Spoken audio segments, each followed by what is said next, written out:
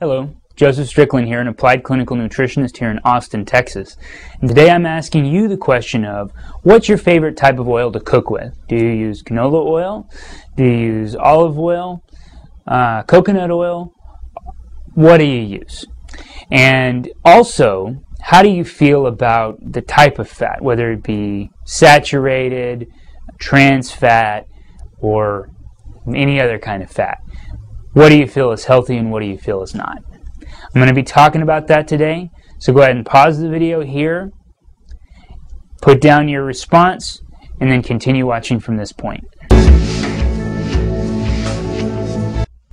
So today I'm talking about fat, but specifically what its effect is on heart disease and cholesterol, because a lot of times people believe that there is a correlation between the type of fat eaten and heart disease and cholesterol. And there might be a connection there. I don't know.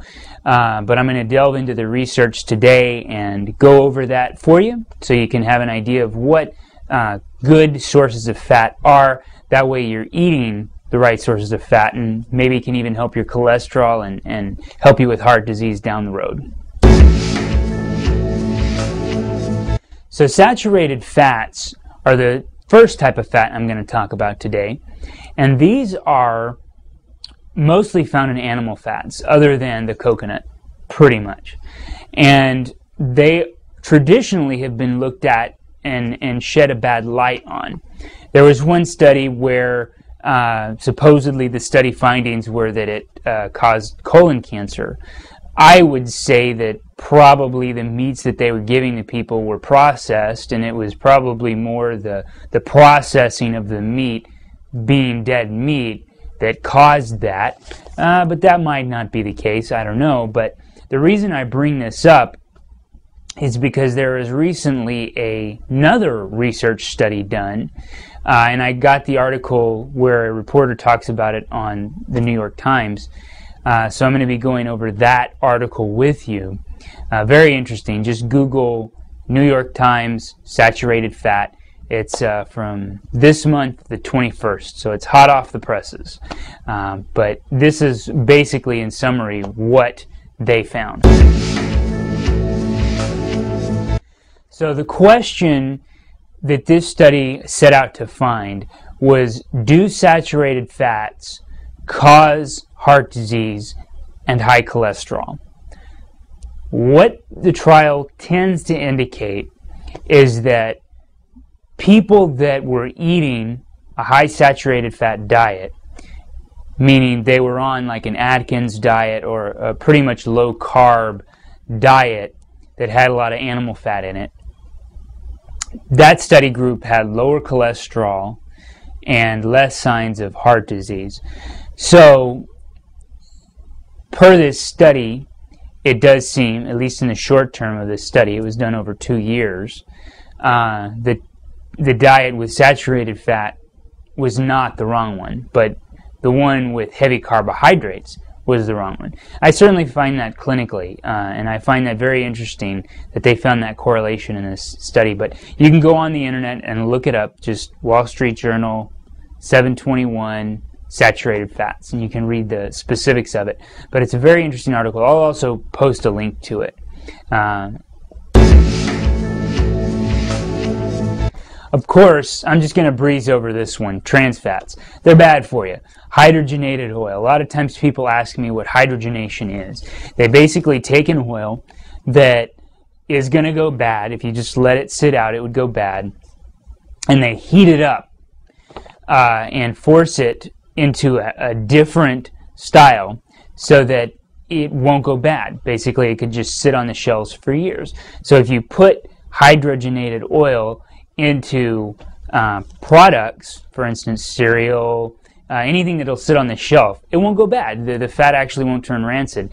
The only problem is it's a lot like plastic, and it's been shown to cause cancer, and there's a lot of research on that. So of course, stay away from trans fats. That's why on all the packages it's saying 0 trans fat. That's actually a lie, because they can have 0.5 of a gram and still say no trans fats. But regardless, trans fats are bad. We know that. There's no argument there. Now the other types of oils, you have olive oil in that category, canola oil, basically the vegetable oils. And those traditionally have been said to be the better ones for you. I personally love olive oil. I think it's great. I don't like to cook with it because when you cook it, then it destroys the taste, and it also changes the properties of it, and it actually does hydrogenate and create trans fats from that part that's heated up real hot.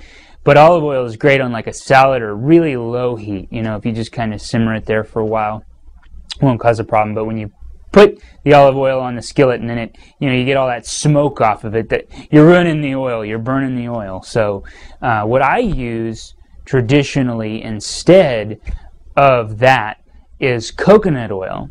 It's high in saturated fat. It's one of the few vegetable sources that is high in saturated fat, but there are so many good properties about a coconut that I'm going to go over those one by one with you. First thing about coconut oil that's great is it's beneficial for heart disease. This is research that's done by Mary G. Enig, PhD, can be found on Weston A. Price's website, and it's extremely beneficial. There's several studies that they cite, but basically the lowdown is just like what they found in the trial on the New York Times article, in it being saturated fats being good for you. Well, the same thing was found in these other studies, that they help reduce cholesterol and reduce heart disease.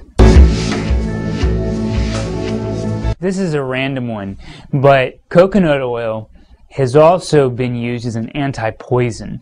There's a specific thing which I'm going to read to you.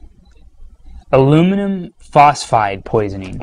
So if you get a whole bunch of aluminum phosphide, coconut oil will help you. So that's yet another use for it. And perhaps one of the greatest things about coconut oil is that it naturally kills viruses and bacteria. So if you have it in your diet, then you're going to make it easier for your immune system. You'll probably reduce the number of sick days you have. So it's a great, great thing to do. And in fact, I'm going to read you the actual information on what it does. Difficult bacteria such as Staphylococcus aureus, staph infections, are affected by coconut oil. So coconut oil is even effective against ones that some antibiotics won't go against. So definitely something to think about if you're on antibiotics. Take the coconut oil. It can't hurt. If you're prone to infections, prone to bacterial infections, prone to flus and colds and all this, put the coconut oil in your diet, and hopefully that'll help you prevent some of these things from happening. And perhaps the best and greatest thing about coconut oil is that it's one of the only fats that actually produces weight loss. It's so easy for the body to digest that it actually acts to give you energy instead of taking it from you. It's very easy to digest, very easy on the digestive system, so it doesn't generally get stored as fat, but actually gets used as energy. So coconut oil, if you want to lose weight, just drink some coconut oil. Not a whole lot, just a tablespoon or so a day, and that'll help you lose weight. But cook with it, use it, and love it, because it's great for you. So there's a lot of information on coconut oil, a saturated fat, on the internet that you can look up and go to and search about, but it is great for you. Don't be afraid of eating the saturated fats from animals. Of course, everything in moderation.